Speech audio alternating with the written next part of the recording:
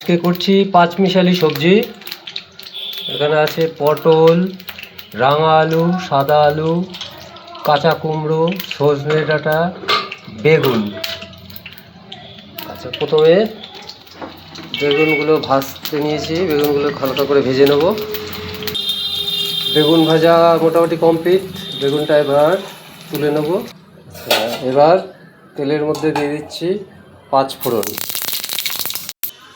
তারপর পাঁচফোড়নটা একটু হয়ে গেলে এবার দিয়ে দিচ্ছি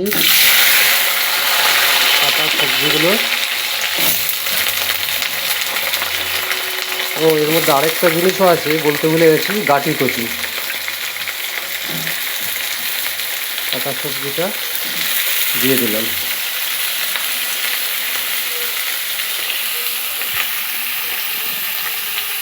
এর মধ্যে দিয়ে দিলাম 1 চামচ হলুদ, প্রয়োজন অনুপাতে নুন, অল্প চিনি, 1 চামচ জিরে গুঁড়ো। এবার এটাকে হালকা করে একটুখানি কষিয়ে নেব।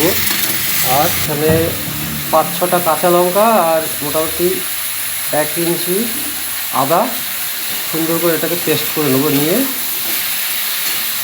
ওর সাথে মেশাবো। আদা আর লঙ্কার মিশ্রণটা মোটামুটি রেডি। এবার এটা এর মধ্যে ঢেলে দেবো। এবার অন্তত 10 থেকে 12 মিনিট হালকা আছে ঢেকে রাখছি।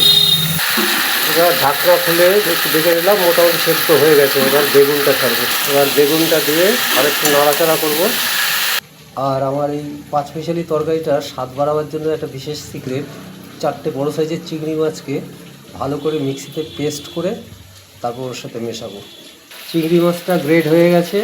এবার চিংড়ি মাছটা তরকারির মধ্যে দিয়ে দিয়েছি। দিয়ে এবার বেশ খানিকক্ষণ নাড়াচাড়া দিয়ে ধনে পাতা দিয়ে তারপর এটাকে নামিয়ে দেবো। এবার আমরা ধনে পাতা দিয়ে দিচ্ছি।